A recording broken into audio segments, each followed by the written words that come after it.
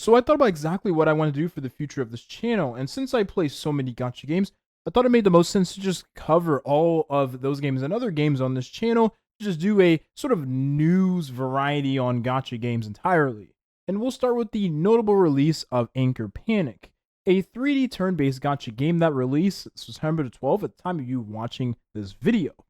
The description of Anchor Panic is exactly as this follows. Anchor Panic is a sci-fi RPG where turn-based strategy meets an anime-inspired world. A century after the Shogun War, humanity rebuilt behind protective skyborne barriers and created enhanced soldiers called operators using AIMBS technology. Though the war ended, global powers now fracture from within, and a new crisis threatens to unravel a fragile peace. The fate of the world once again hangs in balance. When the false sky is torn away, the true terrors of the star will rain down. I genuinely don't believe this description does the game justice whatsoever. In fact, I'll go as far as saying this is a proper description for the game. Anchor Panic is a 3D turn-based gacha game that has a lot of Gunnar-inspired elements behind it, such as the notable character designs the game does have. What's furthermore about this game is that the game actually did release 2 years prior to the global release of September 12th. The game released in its primary region, China, and JP followed soon after. But what's interesting about the release of Anchor Panic is that this game actually had failed its launch in CN and is now having the launch in global. Now, this is not the first time a game has failed its launch in its primary region and then is looking to cash in on a global release. In fact, we have Girls Frontline 2 to fit that narrative. But what's interesting about Girls Frontline 2 is that the game was actually pretty darn good. It just wasn't well received for CN based on the culture of CN, whereas the global audience doesn't really have the same values as the CN audience does. So it did a lot better in global.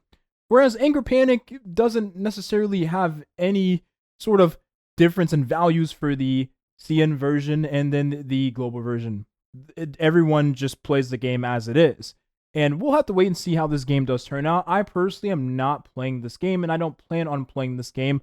But to those of you that do decide to play this game, it is a 3D turn-based gacha, so it is very in line of what you experience with other 3D turn-based gachas, such as Honkai Star Rail, Madoka Magica Magic Zedra, and even Kaiju number 8, the game that recently released. Chasing Kaleidorider has started his first CBT, and this will run all the way to the end of the September 18th. Now, I've actually gotten to the CBT, and I gotta say, this game is actually pretty darn well made. It's pretty fun, the characters are very colorful, they're very vibrant, and they are actually pretty darn attractive. Like, for instance, the character I have on screen in front of you, this is my favorite character design from the game so far. But what's very interesting about this game is that it essentially takes a twist on the gacha market we currently have with waifu collectors and is going to have a dating sim on the launch of the game. Now, we are currently in the first CBT of Chasing Kaleidorider, so things are of course subject to be changed, but they are looking to have this dating sim and do a lot with the feature as well. I'm sure that alone has had the seal of approval for a lot of you that had no idea what this game was about whatsoever just because of the dating sim. Sure, of course, it's a good feature. But what's also interesting about this game is that it has English voice acting at the time of this first CBT. The story is actually pretty fun. It's not interesting, but it's fun. And the motorcycles that the girls ride on, because these girls are riders, is actually very, very cool aesthetically.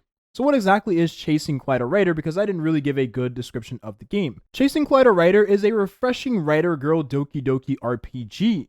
The game essentially starts with you, the chief and commander, and these girls on motorbikes known as riders, and you go around killing and hunting down these anomaly-like monsters. Forgive me, I did forget the name of these monsters, despite me playing the game for quite some time yesterday at the time of you watching this. Now, what's also interesting about this game as well is that, furthermore, when you are actually progressing through the game, there is a bunch of currency the game does give you, like, just front-loaded. So you'll do a ton of pulls and actually get the on-rate banner character relatively early into the game. Now, I don't want to deep dive you too much into this game, but just a TLDR is that this game is looking to be very free-to-play friendly at first glance, but we'll have to wait and see what the game is looking like a few months into the release of the game, and I personally don't believe that this game will have more than one CBT, just because it's not like the typical modern major title gacha game we have right now, right? Snowbreak Attainment Zone has its upcoming version Cerulean Getaway. For those of you that are fans of Misty, there is a lot of water involved.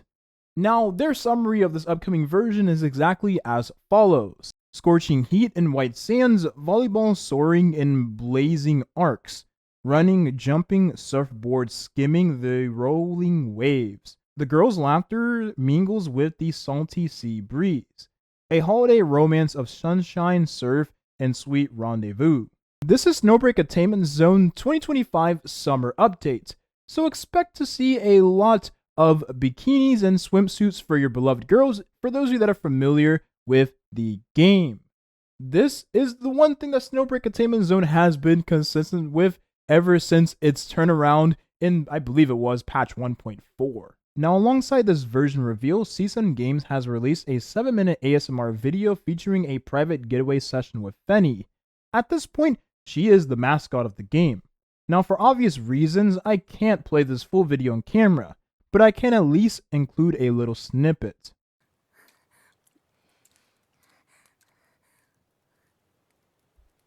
So you canonically have seggs with Fenny, which, for those of you that are familiar with the game Snowbreak Attainment Zone is actually, this probably isn't much of a shock, but for me it quite is a shock indeed, because this is the same game that has done quite literally everything else but that exact deed.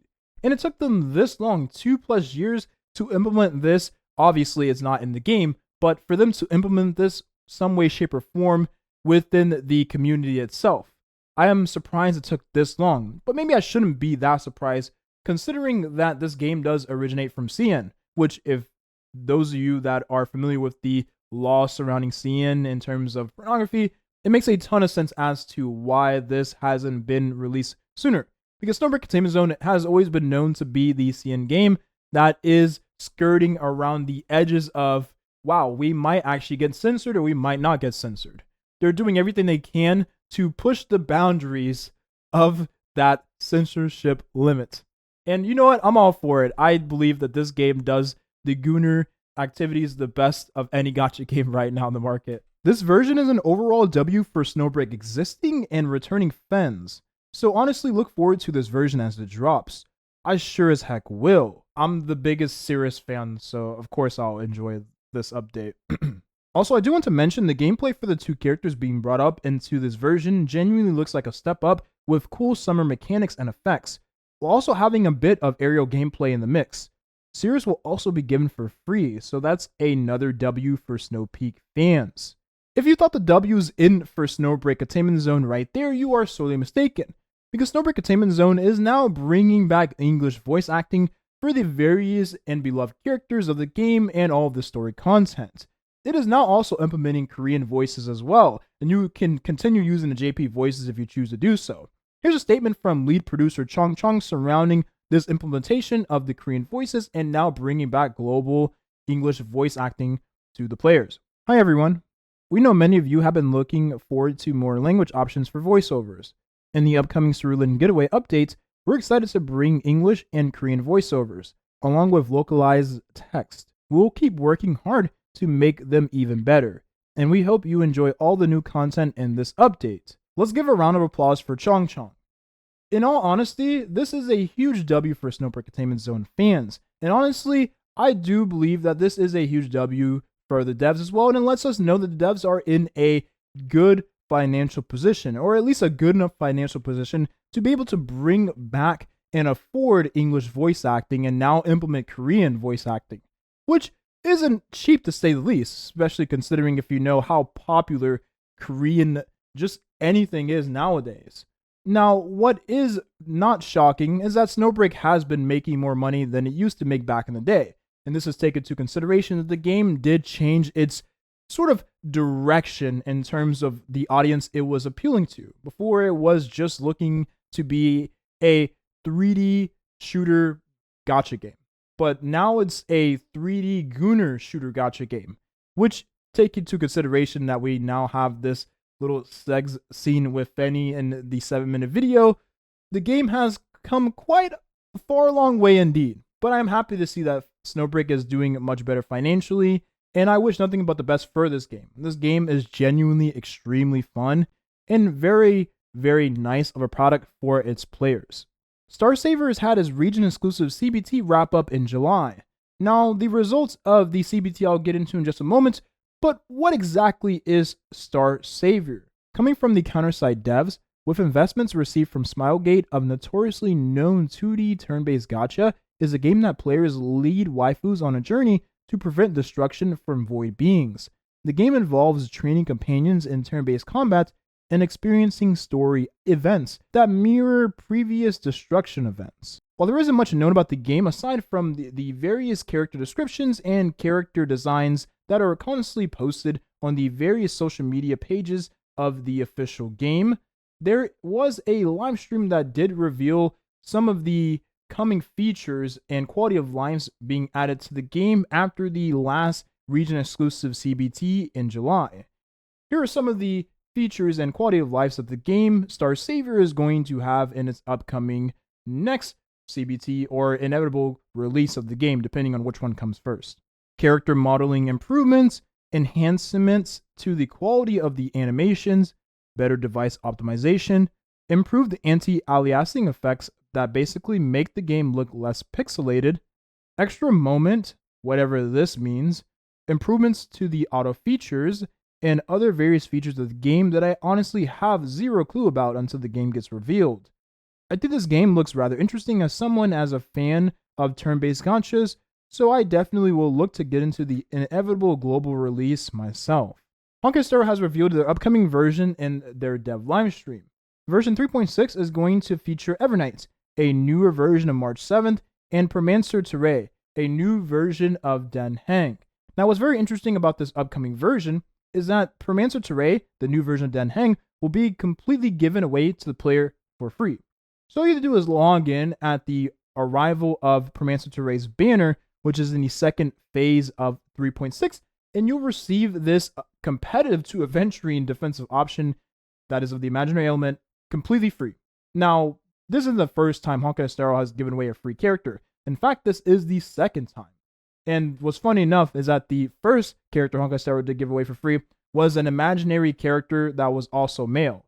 And Den Heng is also imaginary while being a male character. I don't think they'll ever give away a female character for free to the player. At the very least, Permancer Ture is rumored to be a very powerful defensive option, and of course is very competitive to Aventurine, who's already shown his worth in Honkai Star. I think the only bad news is that after the previously teased Cyrene, rumors of Castoris and Hyacinth also having the reruns in the same 3.7 patch, pulling for anything in this version may just be a hard bargain indeed.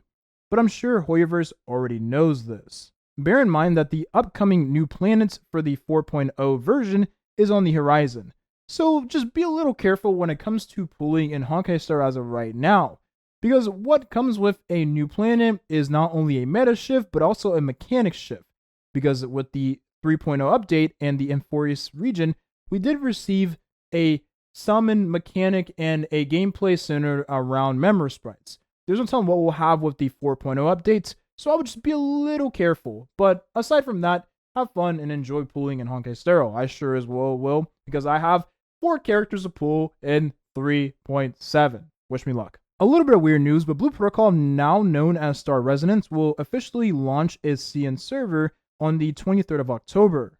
Global release nowhere to be found. There was the most recent global CBT that the players did get to play through, and from my understanding, a lot of the players in the global audience did actually enjoy the CBT, so I expect this game to have a relatively nice sized audience on its inevitable global launch. Now that's taken into consideration that this game has been in launch HELL for years, honestly a decade even, because I heard they were working on this game well before the pandemic even started, which is crazy to even think about. So kudos to the Star Resonance devs, because I'm sure it's been a long time coming, and I hope to those of you that do end up playing this game, you enjoy it, because it is an MMO gacha. Is it even a gacha game anymore after its shift in name? I guess it's just an MMO now, but it still gets covered in gacha related news because It used to be a Gacha style game. I don't even know anymore what is going on with Star Resonance, Blue Protocol. Anyways, that's it. I hope you enjoyed this video. Thank you for watching and have a nice rest of your day. Bye-bye.